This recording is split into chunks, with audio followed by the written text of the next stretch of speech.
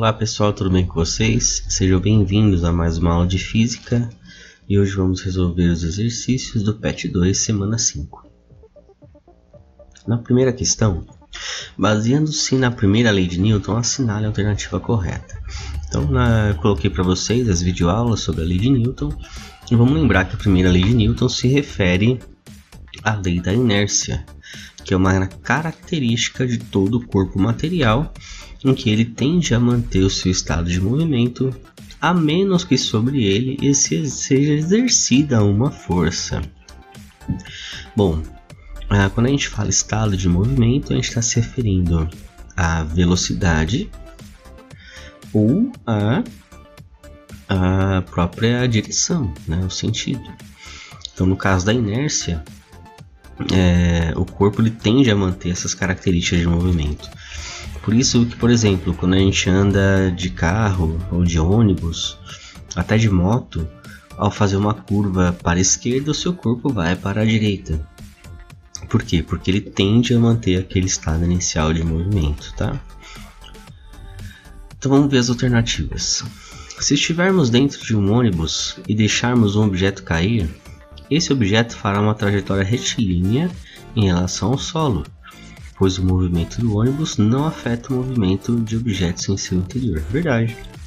Se você pegar uma moeda e jogar para cima, ela vai subir, descer e voltar para sua mão, justamente porque tanto você quanto a moeda estão sob a mesma velocidade do ônibus. Na letra B. Quando usamos o cinto de segurança dentro de um carro, estamos impedindo que na ocorrência de uma frenagem sejamos arremessados para fora do carro, em virtude da tendência de permanecer em movimento. Então presta atenção, ó.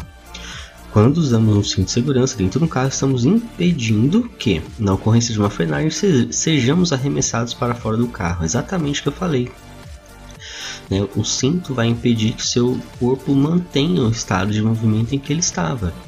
Então por isso que o cinto de segurança é muito importante, né? Independente da trajetória, independente da velocidade, entra no carro, põe o cinto de segurança, porque é ele que vai garantir que o seu corpo fique paradinho onde ele está.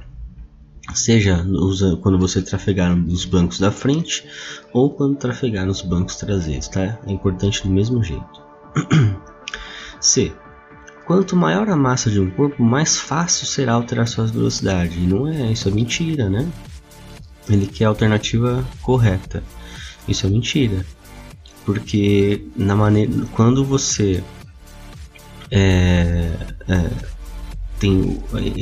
quando um corpo tem muita massa, é muito mais difícil alterar a velocidade, porque a força a ser desenvolvida sobre ele vai ser muito maior. Então frear uma carreta a 20 km por hora é muito diferente de frear uma bicicleta a 20 km por hora, tá? E na letra D, o estado de repouso e de movimento retilíneo independem do referencial adotado. Não, porque você pode estar em movimento sobre um referencial e em repouso sobre outro. Vou dar um exemplo, eu estou aqui na minha casa gravando a aula para vocês, sentado numa cadeira na frente do computador. Eu estou em repouso em relação ao chão da minha casa. Mas se pegar em relação ao Sol, eu estou em movimento, porque eu estou dentro da Terra e a Terra está se movendo em relação ao Sol.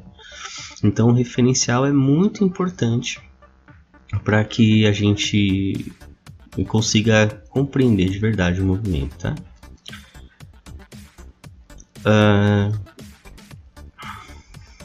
Vamos ver aqui, ele quer a correta, né? Então eu passei por uma questão aqui. Quando usamos o cinto de segurança dentro de um carro, estamos impedindo que, na ocorrência de uma frenagem, sejamos arremessados para fora do carro em virtude da tendência de permanecer em movimento. Está correta a letra B. A letra A. Se estivermos dentro de um ônibus e deixarmos um objeto cair, esse objeto fará uma trajetória retilínea em relação ao solo, pois o movimento do ônibus não afeta o movimento de objetos em seu interior. Gente, tanto A quanto a B estão corretas, tá? Então, não importa onde você colocar aqui marcar a sua alternativa, tá? A C e a D, elas estão erradas. Tanto A quanto a B estão corretas. Só vou colocar aqui a B porque ficou faltando aqui. Vou colocar aqui a letra B. Prontinho. corrigido. 2. Um Fusca em movimento acelerado possui velocidade de 90 km por hora e se envolve em uma colisão frontal com um caminhão. A força que o caminhão exerce sobre o Fusca durante o contato é maior, menor ou igual à força que o Fusca exerce no caminhão. Então, por que o Fusca normalmente sofre mais danos do que o caminhão? Bom, aqui esse exercício se refere à terceira lei de Newton, que é a lei de ação e reação. A lei de ação e reação, vocês viram que ela é de mesma magnitude, ou seja, mesma intensidade, porém ela atua na mesma direção, porém em sentido contrário. Então vamos pegar aqui um exemplo com setas.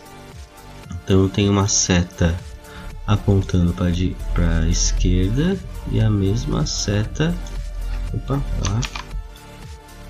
Não sei se eu vou eu acho que eu não vou conseguir fazer igual. Vou fazer assim, tentar copiar e vamos inverter. Pera, fiz errado. Tentar copiar aqui bem na pontinha, isso. E agora vamos girar 180 graus. Olha que bonitinho fica. Bem, olha lá. Então nós temos aqui agora uma força F1, uma força F1 aqui e uma força F2 aqui, tá? Se a gente considerar o módulo, ou seja, só o número, né, elas são exatamente iguais. Se você não considerar o módulo, a gente tem que F1 mais F2 tem que ser necessariamente igual a zero, tá? Isso quando a gente fala de terceira lei de Newton, ou seja, um par ação e reação.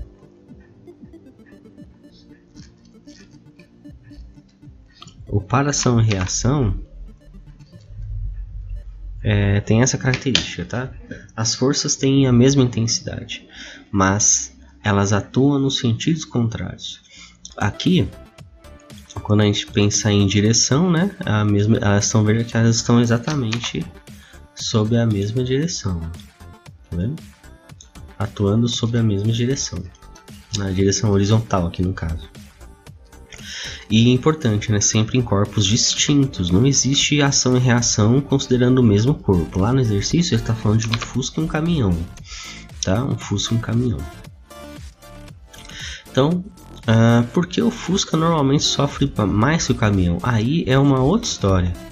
E aí nós estamos falando já de quantidade de movimento. Então nas próximas aulas eu vou explicar melhor isso daí. A força é igual, tá? As forças são iguais, tá? A força que o Fusca exerce no caminhão é igual ao que o caminhão exerce no Fusca. Mas aqui não é uma relação só de força numa colisão, e sim uma relação de quantidade de movimento. Newton ele se preocupou muito em quantificar o movimento, e para ele a quantidade de movimento de um corpo se relacionava com a velocidade e com a massa desse corpo. Então, para eu encontrar a quantidade de movimento de um corpo, eu tenho que pegar a sua massa e multiplicar pela velocidade que ele está desenvolvendo naquele momento. Então, embora se eu pegar o caminhão com 90 km por hora e um Fusca andando também a 90 km por hora, a quantidade de movimento do caminhão é muito maior, porque a massa do caminhão é maior que a do Fusca, entenderam? E aí essa quantidade de movimento influencia muito em colisões. Então, quando você, por exemplo, se eu bater num poste que está muito mal fixado, este poste logo cai. A reação dentro do carro, por exemplo, vai ser uma. Pode ser que eu simplesmente não sinta nada, simplesmente atropele o poste, ele cai e tudo bem. Agora, se eu bater num poste ali de concreto bem fixado, em que o carro bate e para, o motorista pode se machucar muito mais, porque a variação da quantidade de movimento é muito brusca, né? Ele vem muito rápido e para num curto período de tempo. Então isso é muito complicado.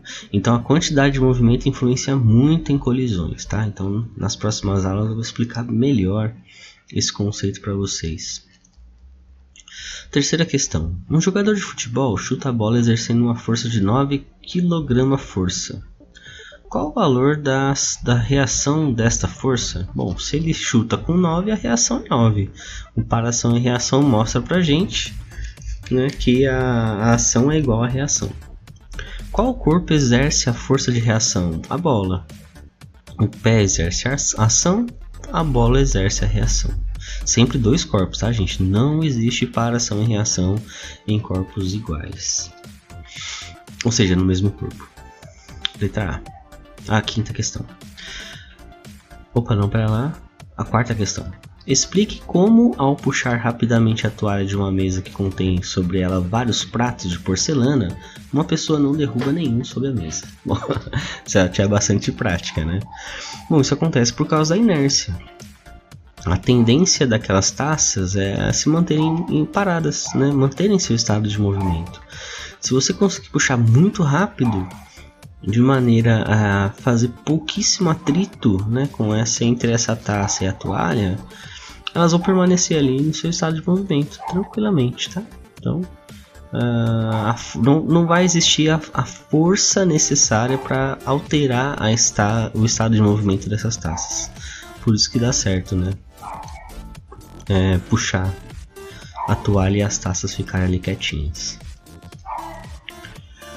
A quinta questão. A respeito da terceira lei de Newton, marque a alternativa verdadeira. Letra A. Os pares de ação e reação podem ser formados exclusivamente por forças de contato. Não. Nós vamos ver que existem para ação e reação com forças de ação à distância. Um exemplo é a força elétrica e a força magnética. Letra B. As forças de ação e reação sempre se anulam, sim. As forças de ação e reação sempre se anulam. Elas sempre são os opostos. Uma positiva e outra negativa. A C. A força normal é uma reação da força peso. Não é uma reação da força peso.